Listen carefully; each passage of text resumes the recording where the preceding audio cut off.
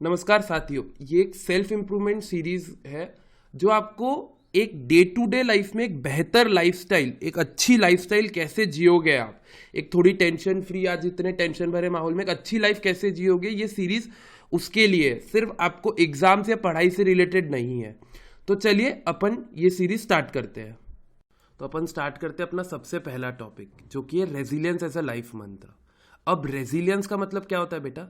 आप पे जब भी जैसे ना कुछ भी ऐसा सडन प्रॉब्लम्स आई या सडनली आप पे कोई बिजली गिरी कि भाई अब क्या, अब लाइफ में कैसे, एक डे टू डे लाइफ में नई प्रॉब्लम्स आ गई, अब ये प्रॉब्लम को कैसे डील करना है, तो उसके लिए आपको रेजिलियंट होना पड़ता है, मतलब सख्त होना पड़ता है। हाँ, लाइफ में प्रॉब्लम्स है, हम सबके लाइफ में प्रॉब्लम्स है, किसी के लाइफ में पढ़ाई से रिलेटेड है, किसी के लाइफ में फाइनेंशियल्स है, किसी के लाइफ में कुछ और प्रॉब्लम्स है। प्रॉब्लम्स हम सबके लाइफ में, लेकिन उसको डील कैसे करना है उसके लिए आपको रेजिलियंट होना पड़ता है। ठीक है। अब आप लोग को ये लग रहा होगा कि सर आप बोल तो रहे हो रेजिलियंट हो जाओ, रेजिलियंट हो जाओ, लेकिन हम रेजिलियंट होंगे कैसे? How to be resilient. तो चलो अपन ये देखते हैं हाउ टू बी रेजिलियंट। आप रेजिलियंट होंगे कैसे? तो आप लोग रेजिलियंट होंगे कैसे, उसके लिए ये 6 मंत्राज है। ठीक है, अपन पहले 6 मंत्र एक साथ देख लेते हैं, फिर एक एक मंत्र पे डिटेल में बात करेंगे। ठीक है। सबसे पहले you need to be prepared for anything and everything. दूसरा, you need not get into the victimhood mode. There is no need कि आप विक्टिमहुड मोड में चले जाओ। आप इवेल्युएट करो एंड अंडरस्टैंड करो क्या गलत हुआ है। आपके पास जो समय है ना उसको ऐसे यूटिलाइज करो, और उसके बाद ये सोचो कि मैं और कैसे टाइम और अच्छा डालूं कि बेटर स्पेंड करूं बाउंसिंग बैक में। पॉजिटिव रहो, हर दिन एक नया दिन होता है, क्योंकि कल एक नया सूरज उगेगा, नया दिन होगा। तो कल के दिन की बात अपन कल करेंगे। सबसे पहला रूल समझते हैं हम, B prepared for anything and everything. ठीक है, हम एक एग्जाम्पल से इस चीज को समझते हैं। आपको एक लड़की बहुत पसंद है, आपने उसको प्रपोज किया। ठीक है, आपने उस लड़की को प्रपोज किया। अब 2 चीजें होगी बेटा, या तो लड़की मान जाएगी, अगर लड़की मान गई तो वेल एंड गुड, आपको माइंड में पहले ही सोचना है कि फिर मैं आगे कैसे आप एक हैप्पी लाइफ जियोगे। ये तो हो गई आइडियलिस्टिक सिचुएशंस कि अगर लड़की मान जाती है तो। लेकिन आपको इसके लिए भी बेटा प्रिपेयर करके चलना है कि व्हाट इफ वो लड़की नहीं मानती है, व्हाट इफ वो लड़की लात मार के चले जाते हैं, व्हाट इफ वो लड़की अपने को नो बोल देती है।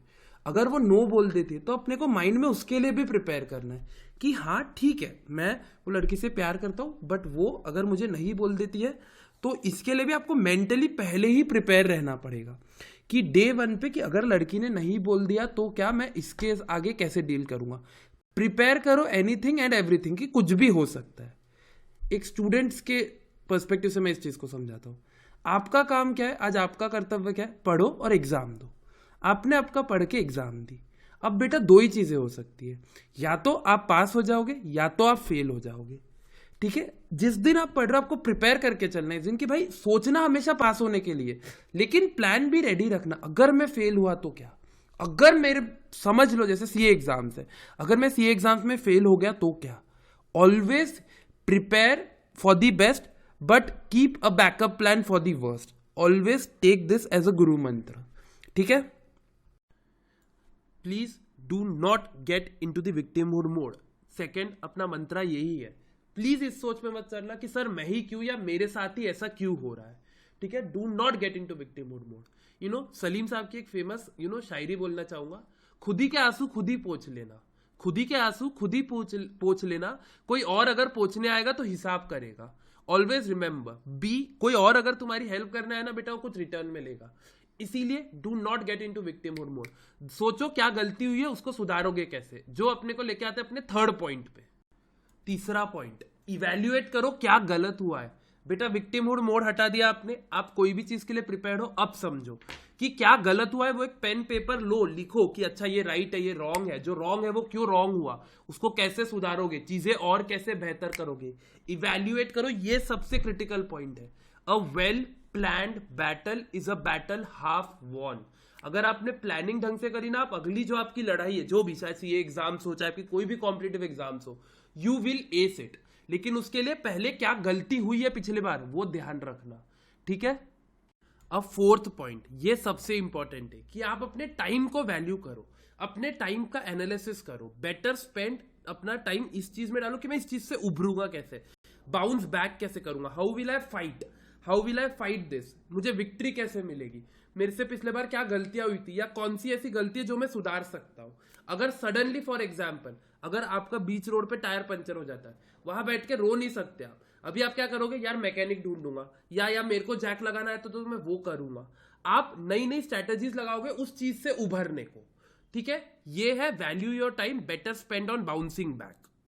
अब अपन अपने 5वें और 6वें पॉइंट पे आते हैं, जो कि है बेटा be positive. Not every day is a same day. कल एक नया दिन होगा, एक नई सुबह होगी, आप लोगों को एक नया मौका मिलेगा टू प्रूव योर सेल्फ। भगवान श्री कृष्ण ने अर्जुन को यह बताया था जब वो महाभारत के युद्ध में थे कि इस दीवार पे, भगवान श्री कृष्ण से अर्जुन पूछता है कि इस दीवार पे ऐसा कुछ लिखो जो सुख में भी पढ़े तो दुखी, जो सुख में भी पढ़े तो भी सुखी रहो और जो दुखी में पढ़े तो खुश हो जाए। तो भगवान ने लिखा ये वक्त भी बीत जाएगा। मतलब अगर तुम्हारा आज का दिन अच्छा नहीं गया, आज का दिन खराब गया, कोई बात नहीं, कल का दिन तो आज से अच्छा ही जाएगा, इससे तो बुरा नहीं जाएगा, तो खुश हो जाओ। आज का दिन अगर अच्छा गया तो खुश ही रहना है यार, आज का दिन अच्छा गया, कल का दिन नई सुबह लाएगा, नई उम्मीदें देगा। बहुत जरूरी है बेटा टू स्टे हैप्पी, खुश रहो। Always understand this part, always be happy, never be satisfied. क्योंकि जिस दिन तुम सेटिस्फाई हो गए ना, उस दिन तुम्हारी जिंदगी की भूख चली जाएगी, सक्सेस की प्यास चली जाएगी। कभी वो मत करना। Thrive, always thrive to become successful, but don't be satisfy, be happy. ठीक है, चलो। और इसीलिए सबसे मेन मंत्र, ये 6 मंत्र में सबसे इंपॉर्टेंट, खुश रहो, बी हैप्पी, खुशियां बांटो।